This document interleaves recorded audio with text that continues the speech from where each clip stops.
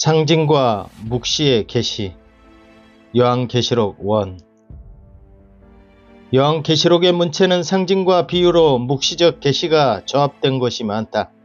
그러므로 낱말 한 단어 한 단어를 일일이 그 의미를 파악하여 읽어내기에는 꽤 많은 시간과 노력이 필요하다.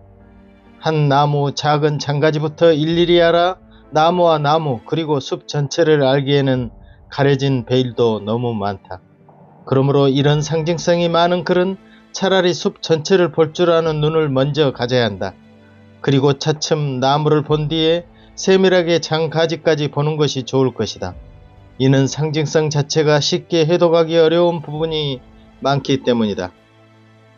그러하기에 우선 오랜 연구를 거친 믿음의 선진들을 통해 숲에 해당하는 전체 흐름을 파악하는 것이 우선이다. 그들은 요한계시록에 대한 많은 열정과 정열을 쏟아 우리에게 이해를 돕는 데 큰 은혜를 끼친 분들이기 때문이다. 그분들에게 우선 감사와 찬양을 드린다. 우리가 전체를 파악할 수 없다는 것은 아니지만 자칫 엉뚱한 길로 들어서 갈피를 잡지 못하고 읽기를 포기할 소지가 다분한 말씀이 바로 요한계시록이다. 우선 읽기를 서둘다 보면 상징성들이 많아 도중에 도저히 여기가 어딘지 분간도 못하고 미로에 갇히고 말 것이기 때문이다. 우선 전체 숲을 본 뒤에 차츰 세부적으로 그 속을 살피는 것이 요한계시록을 풀 수 있는 열쇠이기도 하다. 물론 가끔 우리는 그 숲길에서 안을 조금씩 들어갔다 나왔다 반복하면서 차츰 익숙한 길을 찾아가야 할 것이다.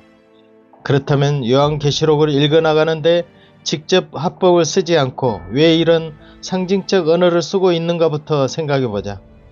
문학적 표현에는 상징성이나 상징주의라는 용어가 있다. 우선 문학적 용어로 요한계시록에 등장하는 상징성을 생각해볼 필요가 있다. 물론 성경에서는 묵시록이라는 특수 장르가 따로 있지만 이는 나중 살피기로 하자. 요한계시록에 나타난 상징성은 추상적인 개념을 구체적인 사물이나 이미지로 대신 나타내어 독자에게 암시적으로 의미를 전달하는 표현 방식이다.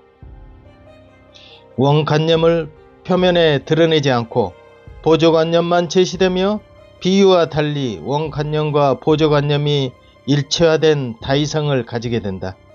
상징성에서 관습적 상징이 있는데 이는 특정 문화에서 이미 확정된 의미로 예를 들면 비둘기 하면 평화라고 해석되는 것이다. 또 원형적 상징이란 신화와 역사에 반복되는 이미지로서 예를 들면 물은 생명 또는 정화라는 뜻이 된다. 하지만 개인적 상징은 작가가 독자적 의미를 부여한 창조적 표상으로 같은 작품 내에서 독특하게 사용되기도 한다. 상징성이란 하나의 물건이나 사건이나 문장을 가지고도 수십 개의 해석을 낳을 수 있다. 나는 고추잠자리라는 중편소설을 쓴 적이 있다. 이는 고추잠자리를 과학적으로 분석하여 논문을 쓴 것이 아니라 고추잠자리를 통하여 어디까지나 인간 삶에서 진리를 찾고자 하는 의미였다. 고추잠자리는 인간화, 즉 의인화된 상징물이다. 그 고추잠자리의 일생 중 우화를 통해 내면적 깨달음의 세계와 더 높은 단계에 이르고자 하는 성화를 고추잠자리를 통해 보여주었다. 물론 이 전체적 흐름 속에서 내가 강조하고자 하는 것은 여러 군데 나타난다. 꼭 자신을 벗는 우화적인 것뿐 아니라 물속에 있을 때, 물에서 나왔을 때, 고추 속에 있을 때, 날개를 달 때, 창공을 날아 더 높이 날아오르고자 했을 때, 거친 산을 비행하여 올라갔을 때, 산 정상에서 바라본 세계와 태양빛을 받아 빨갛게 물든 고추잠자리의 날개 등 곳곳에 숨은 의미가 많다. 하지만 이곳에서 가장 강조하고 싶었던 것은 고추 속에서 자신을 벗고 날개를 다는 우화 과정이다.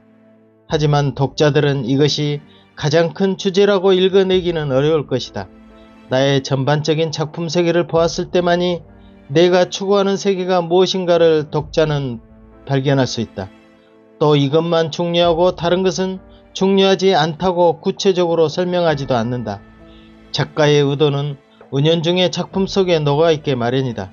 그러므로 요한계시록에서는 사도 요한의 세계, 즉 하나님의 세계를 볼 수 있어야 하고 그 세계 중 어떤 것이 가장 강조되는 핵심인가를 계시록 속에서 찾아야 한다.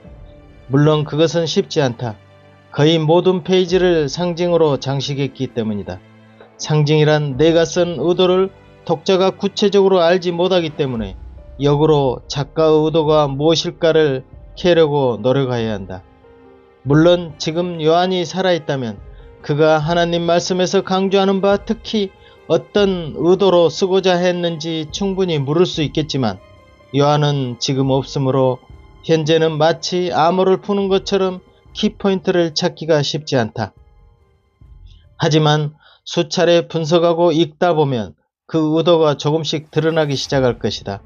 또 어떤 부분에서 장황하게 확대 표현하거나 말을 많이 늘어놓는다면 분명 그 대목은 중요하기 때문이란 것 정도는 알 수 있다.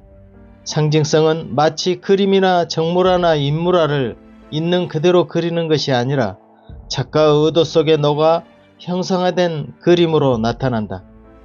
해는 누구나 생각하는 해가 아니라 작가 안에서 생각하는 또 다른 해이다. 별 또한 그러하다.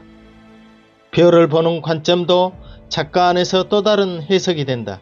상심한 별은 내 마음에 떨어진다라는 식구가 있다. 별은 실제 떨어질 리 만무하지만 작가의 마음에는 별이 떨어지게 느낀다는 뜻이다. 별은 보는 이의 마음에 따라 눈물을 흘릴 수도 있고 웃을 수도 있고 환영하며 손짓하는 것으로 보일 수도 있고 새롭게 피어나는 맑은 수정체같이 순결하게 보일 수도 있다. 그 어떤 것도 그 상상의 날개 속에서는 가능하다. 그러므로 해나 별을 보고 단지 이것이라고 답을 내리기 어려운 것이 바로 상징적 표현이다. 단지 그 해나 별 속에 작가가 이 표현을 빌린 의도는 무엇일까가 중요하다. 그렇다면 이런 상징성을 굳이 써야 할 이유는 무엇인가?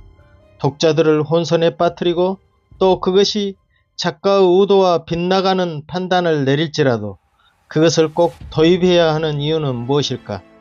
만약 작가가 의도하는 바는 이것이라고 결론 내린 글을 직접 써버린다면 모든 다양한 사람들이 바라보는 관점에서는 반감을 사기 쉽다. 하지만 우화나 상징을 통해 작가의 의도를 폭넓게 다양화시킬 때 모든 독자를 포옹하는 힘을 지닌다.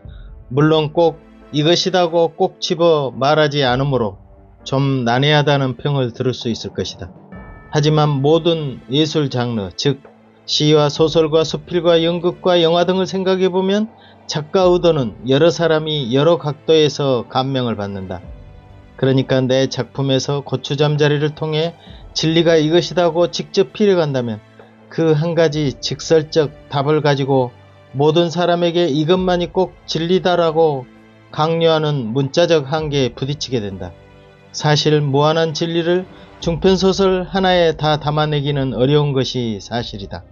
그러므로 직설적 화법보다 그 의미를 확장하는 상징성으로 고추잠자리를 생각하게 되었다. 물론 그 안에 내가 강조하는 진리는 숨어 있다. 하지만 물속에서 알로 태어난 잠자리가 우화를 거쳐 높은 산에 올라 고추잠자리가 되기까지의 여정은 각자 살아가는 사람에 따라 어느 곳에 더 중점을 둘지, 또 어떤 곳에서 감명을 받게 될지, 또 어떤 곳은 본인이 생각하는 차원에서 공감대를 형성할지 모르므로 이런 모든 공감대를 넓혀주기 위한 작가의 의도이다. 그렇지만 이 작가의 의도에서 완전히 벗어나 자기 해석을 해버리는 오류를 범하기도 한다. 고추잠자리를 통해 마지막 내가 추구하는 세계는 평범한 잠자리가 신앙적 성화를 통해 고추잠자리로 변화되었다고 설정한 것이지만 독자들은 제2의 환상이나 생물학적 진화 또는 신을 배제한 자기 완성으로 해석하기도 한다. 하지만 작가는 그 의도마저도 관용을 베풀 수밖에 없다.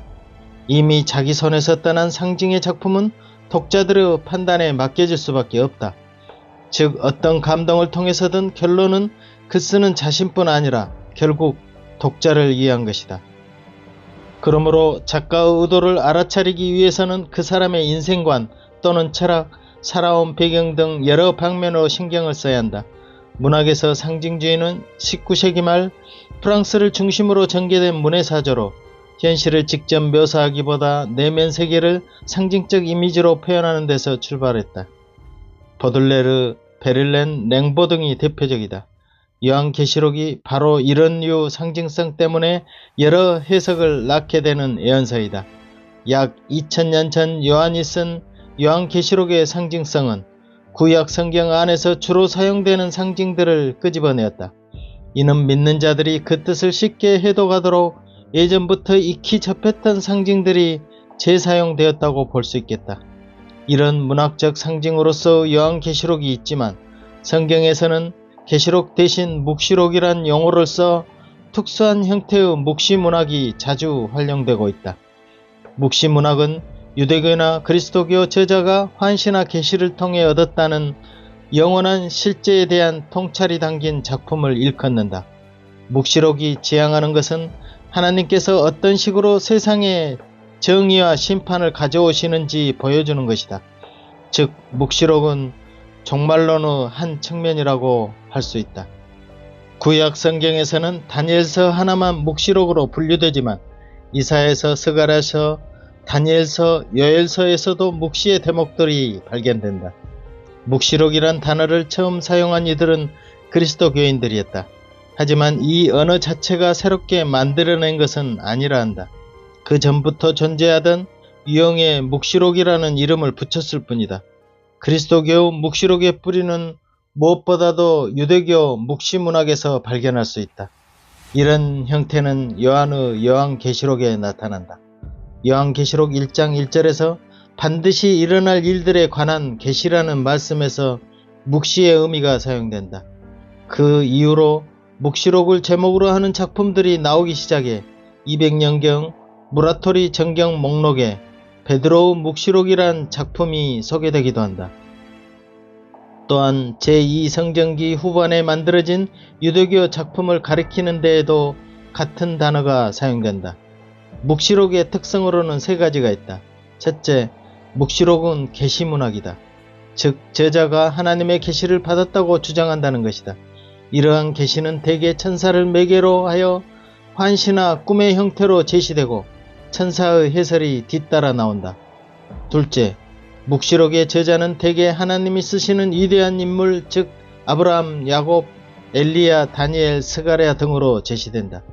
그러니까 하나님께서 시대적으로 감동을 주시어 쓰게 된 저자들은 다르나 모두 하나님을 나타내는 공동 작업자인 셈이다. 셋째, 묵시록의 내용은 시간적 차원과 공간적 차원을 모두 아우른다.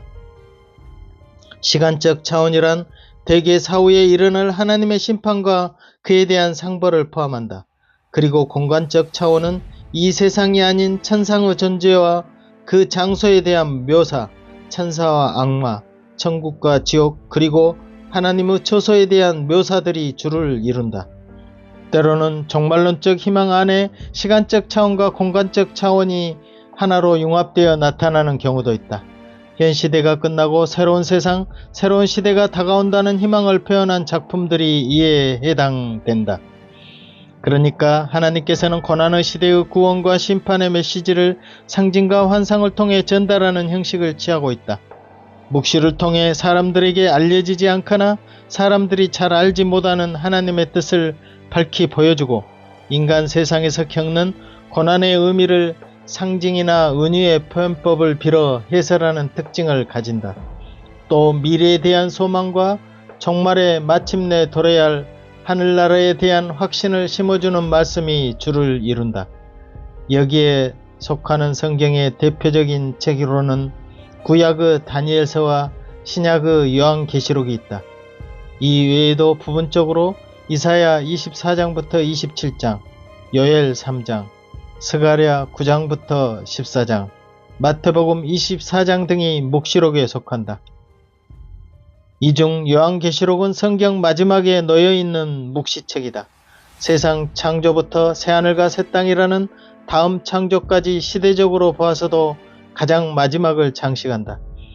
그러므로 요한계시록은 성경 전반의 계시를 사용할 여유와 권한도 함께 가진 말씀이 된다. 계시록은 그러므로 구약에 쓰였던 상징들을 재사용하는 경우가 많으며 그런 상징들이 어떻게 연결하는지 잘 살펴야 한다. 계시록에 나오는 용, 해, 짐승, 뿔 등 여러 상징들이 생소하게 느낄지 모르겠지만 사실 엄밀하게 분석해보면 이미 구약에 사용되었던 상징들이 다시 쓰여지고 있다 하겠다. 실제적인 예로 숫자 7은 완전 숫자로 하나님의 충만한 계획을 나타내고 12는 12지파를 떠올리는 하나님의 백성, 짐승은 즉 그리스도적 권세 또는 타락한 정치나 국가, 어린 양은 예수 그리스도, 용은 사탄, 음녀 바벨론은 세속적이고 타락한 권력과 문화, 새하늘과 새 땅은 천국, 나팔이나 대접은 반복적인 심판, 흰옷이나 흰말은 승리 또는 그리스도 재림을 상징하기도 한다. 또 계시록 13장에서 내가 보니 바다에서 한 짐승이 나오는데 뿔이 10이요 머리가 7이라는 말씀이 나온다. 이 한 짐승은 다니엘서 7장의 네 짐승의 특징을 모두 가지고 있다. 사자, 곰, 표범 그리고 열뿔 짐승 형상을 동시에 지녔다는 상징은 각 짐승의 강한 장점들만 다 집합할 만큼 엄청난 제국이라는 것을 알 수 있다. 이 요한계시록을 쓸 당시 상황으로만 보았을 때는 로마 제국을 통칭한다는 것을 직감할 수 있다. 또 내 본 것은 내 오른손에 7별의 비밀과 7 금촛대라. 7별은 7 교회의 사자요 7 촛대는 7 교인이라고 직접 언급한 문장도 발견할 수 있다. 이처럼 전에 차용한 상징들을 끌어쓰고 있는 것은 이 편지를 7 교회에 보냈을 때 그들이 그 의미를 쉽게 파악하도록 했음이 분명하다. 하지만 이런 글 자체를 읽고 또 여러 교회에 돌려보게 한다는 것은 그 당시 목숨을 담보로 하는 위험한 일이었다. 마치 지금 공산사회에서 신자에게 믿음의 흔적이나 성경이 발각되면 그에 따른 형벌을 맞게 되는 국가적 위험이 따르는 시기였다. 그러므로 핍박하는 주체에게는 그 뜻을 쉽게 해독하지 못하게 하는 장치가 분명 필요했을 것이다. 그들에게는 보이지 않지만 믿는 그리스도에게는 잘 보이는 그런 그림 언어이다. 그러므로 성경에서 인용되고 있는 상징들은 새롭게 창조된 상징이라기보다 신구약 전반에 걸친 계시의 조각들을 모아서 형상화된 그림으로 보아야 할 것이다. 물론 이런 묵시적 상징은 모호하고 신비로운 것이긴 하지만 조금 더 노력을 기울인다면 그 답을 정확히 찾을 수 있는 기대가 솟아나게 하는 책이 바로 요한계시록이다. 묵시록의 또 하나의 특징은 꿈과 환상이 주로 그 매개체로 형성된다는 것이다. 묵시의 표현 방식으로 자주 등장하는 꿈과 환상은 다음 파트에서 살펴보기로 하자. 박 작가의 하늘가락지를 애청해 주신 많은 분들께 깊이 감사드립니다.